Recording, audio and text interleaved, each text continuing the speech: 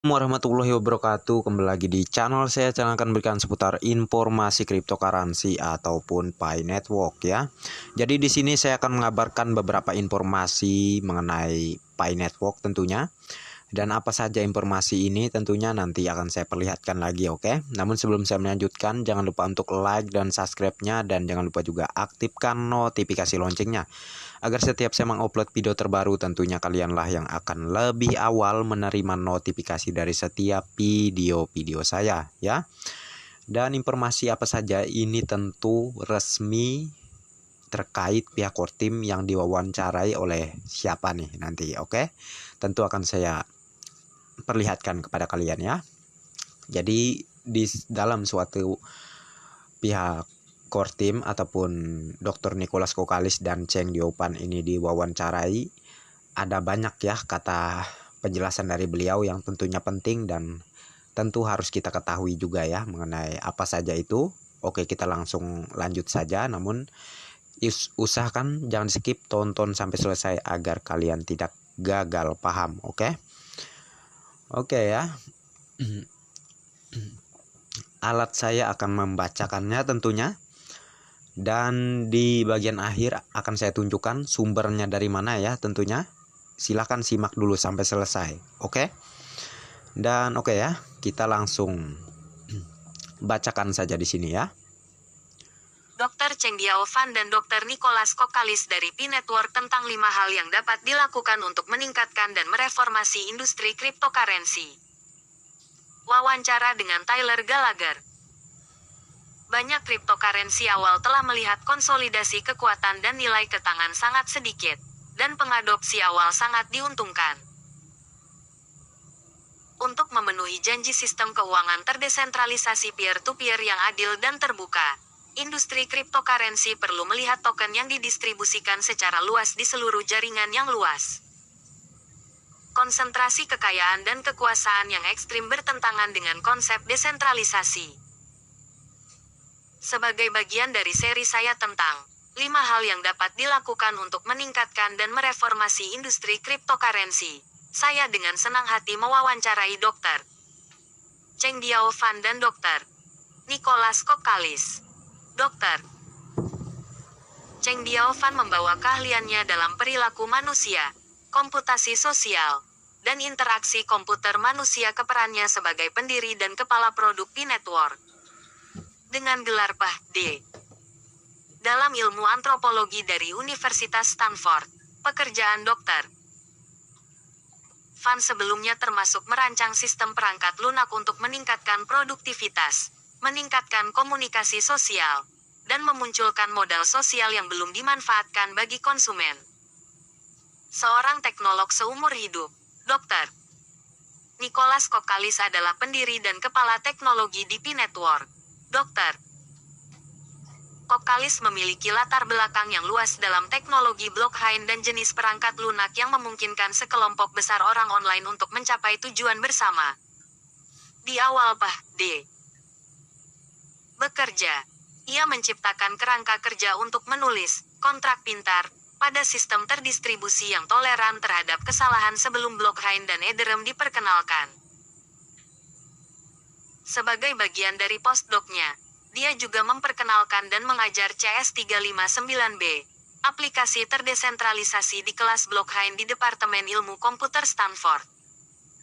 Terima kasih banyak telah melakukan ini bersama kami. Pembaca kami akan senang untuk mengenal Anda sedikit lebih banyak. Bisakah Anda memberitahu kami sedikit tentang kisah latar Anda? Dr. Cheng Diaofan dan Dr. Nicholas Kokalis. Karir akademik dan minat pribadi kami adalah apa yang benar-benar mengarah pada penciptaan Pi Network. Komunitas terbuka besar yang didukung oleh cryptocurrency terdistribusi paling luas di dunia yang memberikan aksesibilitas dan memungkinkan ekosistem yang kuat untuk anggota, pedagang, dan pengembang. Kami berdua menerima gelar Ph.D. kami dari Universitas Stanford di mana kami saling mengenal dan berkolaborasi selama lebih dari 1 dekade dalam berbagai proyek. Sebelum Pi Kami merancang sistem perangkat lunak untuk meningkatkan produktivitas, skala komunikasi sosial, dan memunculkan modal sosial yang belum dimanfaatkan. Kami adalah orang yang kuat dan percaya jangka panjang pada potensi teknis, keuangan, dan sosial dari cryptocurrency.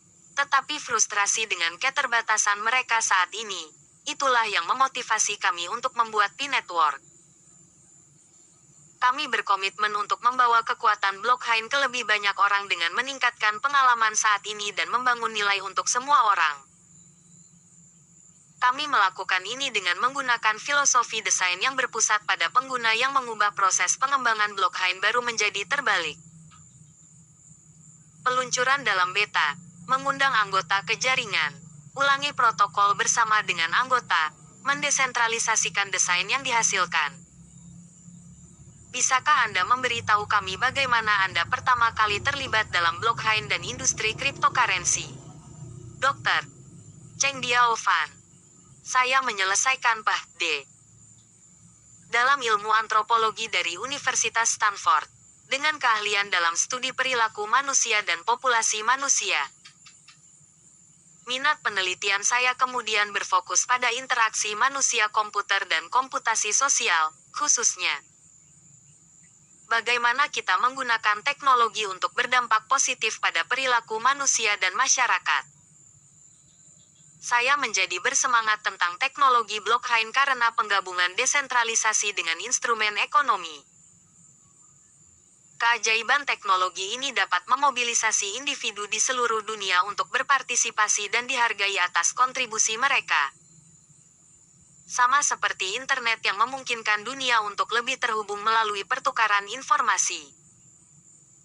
Blockchain dan cryptocurrency memungkinkan kolaborasi yang lebih dekat dan lebih sering dengan pertukaran nilai. Dr. Nicholas Kokalis. Saya telah menjadi teknolog sepanjang hidup saya. Sebagai sarjana muda, saya merancang dan membangun motherboard komputer baru dari awal di lab. Saya selalu tertarik dengan sistem terdistribusi dan merupakan pengguna di salah satu bursa Bitcoin pertama. Di awal Ph.D. bekerja, saya membuat kerangka kerja untuk menulis kontrak pintar pada sistem terdistribusi yang toleran terhadap kesalahan, sebelum blockchain dan Ethereum muncul, dan menerbitkannya sebagai tesis MS saya. PhD saya tesis di Universitas Stanford berfokus pada crowdsourcing dan komputasi sosial. Saya kemudian menjadi sarjana pasca-doktoral di Departemen Ilmu Komputer Stanford, di mana saya memperkenalkan dan mengajar CS359B, aplikasi terdesentralisasi di kelas blockchain, di Departemen Ilmu Komputer Stanford. Disitulah saya menemukan secara langsung kesulitan untuk mendapatkan kemajuan teknologi blockchain ke tangan orang-orang biasa. Saya percaya saat ini teknologi dapat memberdayakan orang lebih dari sebelumnya. Melalui mempelajari materi pelajaran serupa, kami tahu bahwa kami menginginkan blockchain yang dapat menyelesaikan semua masalah yang tidak dapat dilakukan oleh blockchain tradisional. Bisakah Anda berbagi cerita tentang saat ketika segalanya berjalan ke selatan untuk Anda? Apa yang membuat Anda terus maju dan membantu Anda mengatasi masa-masa itu? Dr. Cheng Diao Fan. Salah satu tantangan terbesar yang kami hadapi sejauh ini adalah memecahkan masalah KYC Our Customer, yang dapat diskalakan untuk jaringan yang masif dan terdistribusi secara luas. Tidak ada alternatif KYC yang terjangkau yang dapat diskalakan untuk ukuran jaringan Pi, yang sekarang berjumlah 35 juta dan terus bertambah. Merupakan prioritas bagi kami untuk mengatasi tantangan ini. KYC memastikan bahwa pengguna adalah seperti yang mereka katakan dan merupakan proses penting untuk mengidentifikasi risiko pengguna dan apakah pengguna dapat memenuhi persyaratan institusi untuk menggunakan layanan mereka. Kami membutuhkan KYC untuk memastikan kepatuhan terhadap hukum dan kebijakan jaringan Pi. Setiap anggota diizinkan satu akun dan hanya manusia nyata yang dapat berpartisipasi dalam ekosistem. Kami menghadapi tantangan ini secara langsung dengan mengembangkan solusi PKYC kami sendiri. Dengan menggabungkan otomatisasi mesin mutakhir dengan verifikasi manusia crowdsourced yang inovatif melalui individu yang diverifikasi dan diverifikasi oleh rekan sejawat. Solusi PKYC menyediakan cara baru dan skalabel untuk KYC. Sementara bagian otomatisasi mesin dari sistem menangani tugas-tugas seperti pemrosesan gambar dan deteksi ide palsu. Individu verifikasi manusia memeriksa data yang disunting dari anggota lain dan bersumber dari anggota komunitas KYC itu sendiri. Selain mencegah akun spam dan mencegah pelaku jahat, PKYC membantu jaringan untuk mematuhi peraturan sambil mengembangkan komunitasnya yang berkembang tanpa hambatan. Apa yang membuat kami tetap termotivasi dan fokus saat menyelesaikan tantangan ini adalah misi dan visi yang kami pegang sebagai inti dari semua keputusan kami. Solusi KYC multi-cabang ini adalah representasi sempurna tentang bagaimana seluruh ekosistem PI bekerja. Komunitas asli yang terdesentralisasi di mana tenaga kerja dipertukarkan, dan utilitas nyata dibuat, untuk token PI dan tidak ada fiat yang terlibat. Solusi KYC yang dikembangkan sendiri adalah cara terbaik bagi PI Network untuk memenuhi janji keadilan, inklusivitas, dan aksesibilitas. Menurut pengalaman Anda, apa strategi teratas yang harus dipertimbangkan oleh perusahaan blockchain untuk memiliki keunggulan kompetitif yang lebih kuat? Dr. Nicholas Kokalis. Ini akan sangat bervariasi tergantung pada perusahaan, produk mereka, dan kesenjangan atau masalah yang mereka coba selesaikan. Banyak perusahaan dalam industri ini telah mampu mencapai kesuksesan jangka pendek yang hebat tetapi mungkin berjuang dengan pertumbuhan yang stabil dalam jangka panjang. Faktor-faktor seperti kelahiran industri, hype, dan kegembiraan seputar proyek-proyek tertentu, perusahaan dan tren, dan ekonomi yang kuat telah memungkinkan hal ini. Namun, ketika faktor-faktor ini bergeser dan sentimen pasar berubah, perusahaan-perusahaan tersebut dapat menghadapi tantangan. Perusahaan yang mencari kesuksesan jangka panjang dalam industri ini perlu meluangkan waktu dan kesabaran untuk membangun produk atau layanan yang benar-benar menambah nilai bagi ruang. Mendidik para crypto curious, dan membantu para penggemar kripto mengalihkan fokus mereka dari jangka pendek. Kembali ke kesuksesan jangka panjang, yang terkadang memerlukan pengambilan keputusan yang tampaknya kontraintuitif. Menjadi jelas tentang proposisi nilai mereka dan menciptakan utilitas sejati adalah kunci untuk membangun fondasi yang kuat dan menjadi sangat kompetitif dalam jangka panjang. Apa 3 hal yang paling menggairahkan Anda tentang industri blockchain secara umum? Mengapa? Dr. Cheng Diao Fan. Gagasan bahwa kita sedang merevolusi sistem moneter. Kemampuan untuk menyelaraskan kepentingan dalam skala besar, dan kemudian mendorong dan memobilisasi orang untuk mencapai sesuatu yang hebat secara kolektif. Fakta bahwa blockchain memunculkan aplikasi dan pengalaman inovatif baru secara online saat kami bergerak lebih kuat ke dunia Web 3. Dr. Nicholas Kokalis. Gagasan bahwa uang pintar sekarang tertanam dengan fungsi keuangan. Kemungkinan dunia sebagai satu komunitas besar akan menciptakan studi kasus yang bermanfaat. Fakta bahwa kita berada di awal revolusi ini. Mirip dengan munculnya internet, yang pada awalnya dipahami oleh sedikit orang, tetapi sekarang tidak dapat hidup tanpanya. Apa 3 hal yang membuat Anda khawatir tentang industri blockchain? Mengapa? Dr. Cheng Diao Fan dan Dr. Nicholas Kokalis. Distribusi token. Sementara salah satu properti utama dari blockchain adalah desentralisasi. Perhatian terhadap desentralisasi, sebagian besar difokuskan pada aspek teknis, berjalan pada sistem terdistribusi. Kurang pada distribusi itu sendiri, penghalang untuk masuk atau mekanisme penangkapan nilai. Hanya distribusi token yang luas yang dapat secara efektif membantu bootstrap ekosistem berbasis utilitas dan membantu kami mencapai titik belok di mana sistem yang diberdayakan blockchain dapat diadopsi secara massal. 80% token Pi diberikan kepada komunitas dan jaringan. Setiap orang dapat menambang Pi tanpa membayar uang fiat dengan memberikan kontribusi yang beragam ke jaringan. Pi mencoba mencapai dan mempertahankan distribusi yang luas melalui mekanisme penambangan dan pembangunan ekosistemnya. Aksesibilitas. Aksesibilitas dipengaruhi oleh hambatan keuangan, teknis dan pengetahuan untuk masuk, menggunakan dan berpartisipasi, dan mempengaruhi distribusi. Untuk mencapai aksesibilitas, kita perlu menemukan solusi untuk mengatasi hambatan tersebut di setiap langkah keterlibatan orang dalam jaringan. Termasuk biaya untuk menambang atau mendapatkan token, antarmuka yang ramah pengguna dan intuitif, pendidikan pengguna, dan pembangunan komunitas.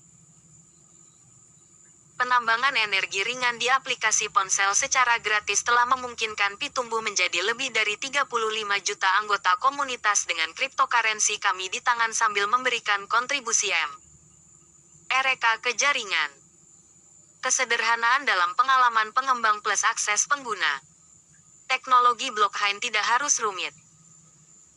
Kit pengembangan perangkat lunak JavaScript SDK kami terintegrasi dengan blockchain dan berbagai API menyediakan fungsionalitas dasar untuk aplikasi. Tidak ada pengalaman kripto blockchain yang diperlukan bagi pengembang manapun untuk menyediakan layanan mereka ke komunitas besar yang mendukung kripto. Oke, terima kasih untuk semua itu. Inilah pertanyaan utama wawancara kami. Bisakah Anda membagikan 5 hal yang dapat dilakukan untuk meningkatkan dan mereformasi industri cryptocurrency? Jika Anda dapat berbagi cerita atau contoh untuk masing-masing. Dr. Cheng Diao Fan dan Dr. Nicholas Kokalis. Banyak cryptocurrency awal telah melihat konsolidasi kekuatan dan nilai ke tangan sangat sedikit, dan pengadopsi awal sangat diuntungkan. Untuk memenuhi janji sistem keuangan terdesentralisasi peer-to-peer yang adil dan terbuka, industri cryptocurrency perlu melihat token yang didistribusikan secara luas di seluruh jaringan yang luas. Konsentrasi kekayaan dan kekuasaan yang ekstrim bertentangan dengan konsep desentralisasi. Cryptocurrency saat ini tidak banyak digunakan sebagai alat tukar, karena banyak faktor. Di antaranya adalah volatilitas harga dan kurangnya utilitas. Menciptakan ekosistem berbasis utilitas, di mana cryptocurrency dapat digunakan secara luas dan secara teratur ditukar dengan barang dan jasa melalui aplikasi, akan membantu memecahkan masalah ini, dan membawa penggunaan kripto melebihi penyimpan nilai. Protokol penambangan yang kompleks secara komputasi, seperti proof of work, membutuhkan energi dalam jumlah besar. Cryptocurrency yang bergantung pada protokol semacam itu membakar sejumlah besar listrik dan karenanya memberikan beban besar pada lingkungan. Industri harus berupaya meminimalkan dampak negatifnya terhadap lingkungan dengan menggunakan protokol konsensus yang lebih hemat energi. Kebaruan teknologi blockchain dan jaringan terdesentralisasi menghadapkan tantangan ke dunia dengan peraturan yang masih disesuaikan untuk bisnis tradisional dan industri secara keseluruhan karena banyak proyek, baik dan buruk, mengeksplorasi arahnya. Kepatuhan yang lebih ketat terhadap kebijakan dan peraturan saat ini, dan kejelasan yang lebih besar tentang peraturan di masa depan, akan sangat menguntungkan industri. Agar industri cryptocurrency dapat mempengaruhi kehidupan di seluruh dunia, itu harus jauh lebih mudah diakses. Ini termasuk hambatan masuk yang lebih rendah, pendidikan yang lebih luas tentang industri dan teknologi, dan desain yang lebih mudah diakses dan ramah pengguna. Bagaimana pembaca kami selanjutnya dapat mengikuti pekerjaan Anda secara online? Dr. Cheng Diao Fan dan Dr. Nicholas Kokalis. Pembaca selanjutnya dapat mengikuti perjalanan kami di situs web kami minepi.com, di aplikasi Pi atau di salah satu saluran media sosial kami. Facebook, LinkedIn, Twitter dan Instagram.